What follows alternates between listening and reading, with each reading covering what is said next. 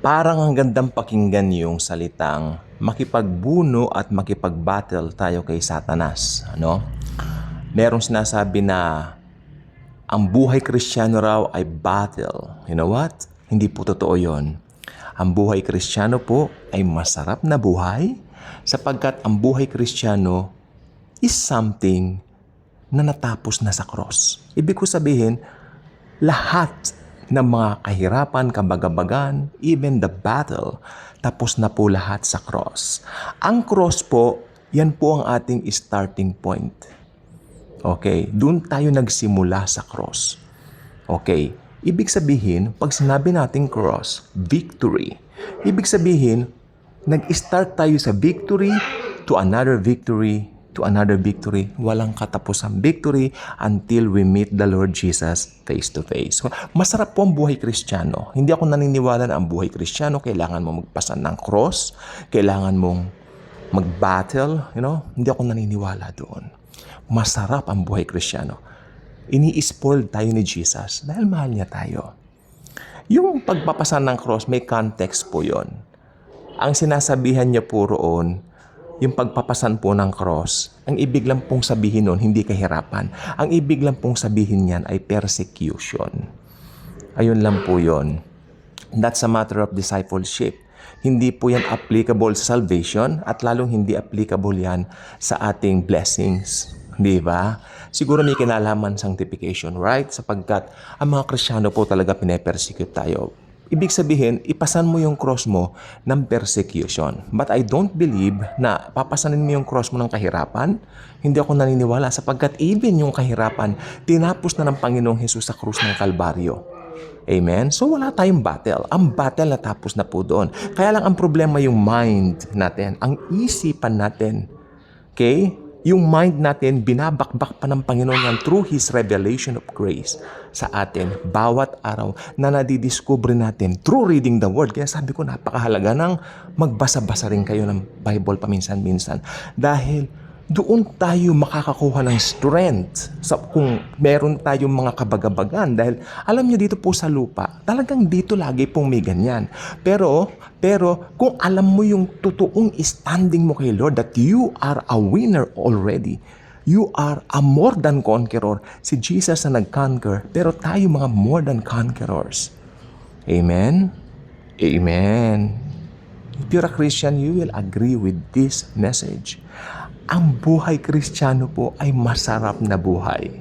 Hindi po siya kabagabagan, hindi po siya kahirapan, hindi po siya hilahil o pagiging tinatawag nito perseverance and all that. Alam niyo po bang may maling kaisipan ng mga ibang Kristiyano noong unang panahon?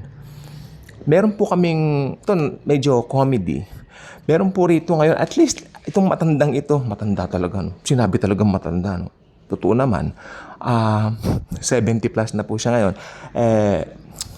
Sabi niya, siguro mga more than 10 years back, doon niya napagtanto yung grace.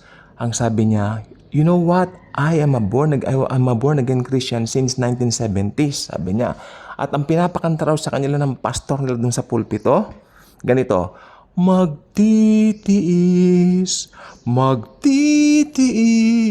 hanggang wakas. Tapos nung nakilala niya ang grace, tawa siya ng tawa. How foolish I was. Diba, noong mga panahon na yan? How foolish I am noong mga panahon na yan. Sabi niya, hindi ko alam ang biyaya.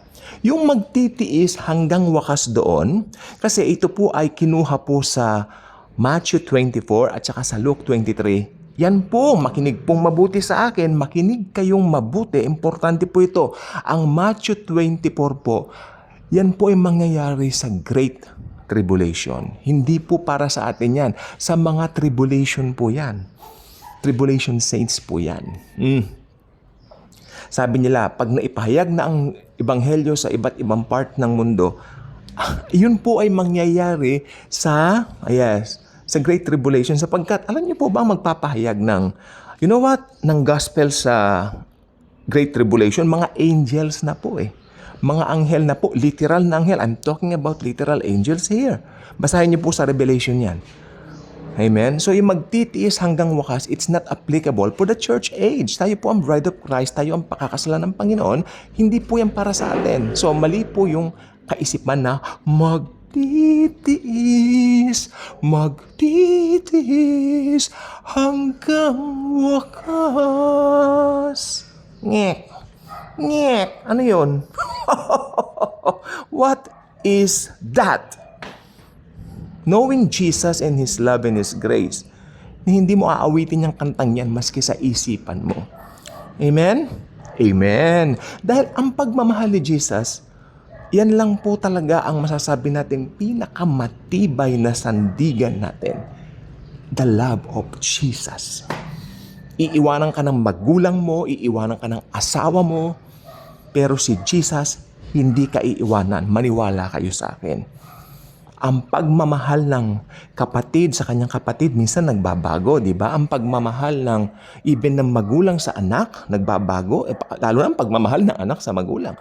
Pero si Jesus, hindi nagbabago at kailanman hindi magbabago ang kanyang pagmamahal sa ating mga born-again Christians. Tayo, ang bride niya. Palagay mo ang bride niya, papabayaan niya? Yung mga nagsasabi, ito po ang gusto kong sabihin sa inyo, no? Yung mga naniniwala na ang church daw ay susuong sa tribulation and worst, sa great tribulation, itong gusto kong sabihin sa inyo. Alam niyo ba kung gaano kamahal ni Jesus ang kanyang bride? Tapos iisipin niyo, pasusuungin niya. I will leave that question to you. And I hope that question will sink into your heart. Then later on, you will realize na, hey, hindi pala.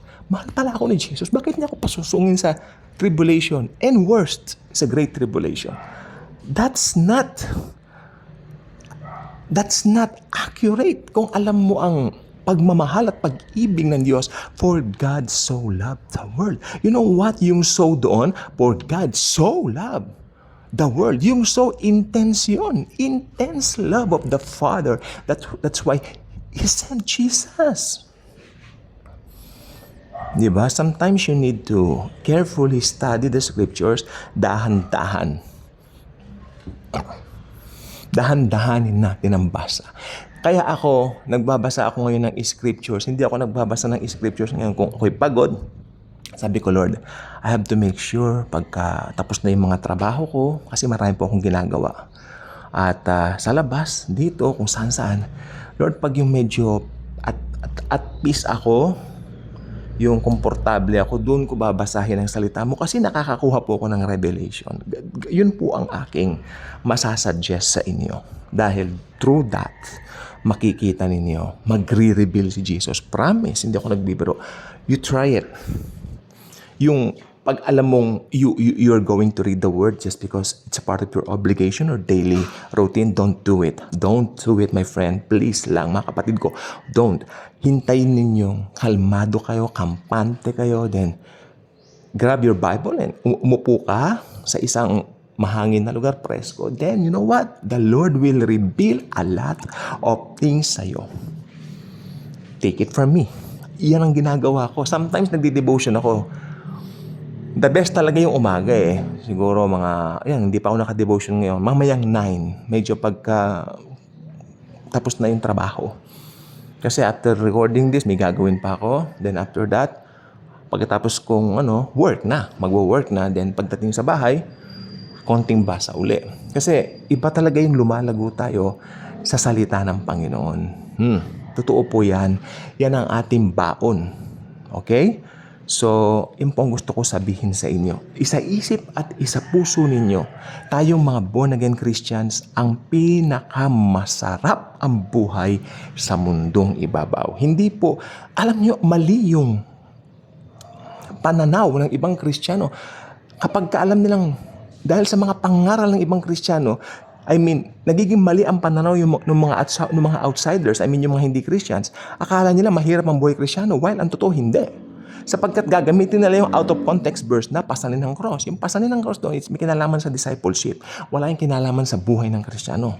Ang buhay ng Kristiyano ay, sabi ng kanta, masayang tunay. Kaya kung hindi ka pa subscribe sa ating channel, ayun, mag-subscribe ka na. At kung nais mo namang makakuha pa ng mas maraming updates, click mo ang notification bell, di ba? Tapos, i-share mo ang video kasi ito pong ating topic ngayon ay talagang mind-blowing at talagang freeing. To the point na medyo siguro maraming magagalit pero I don't care. As long as binigay ko at ipresent ko ang katotohanan, I don't care kung ano man ang kanilang isipin. Okay? And it benefits them also kung susundin nila ang laman ng video ito. Thank you, and Jesus truly loves us all.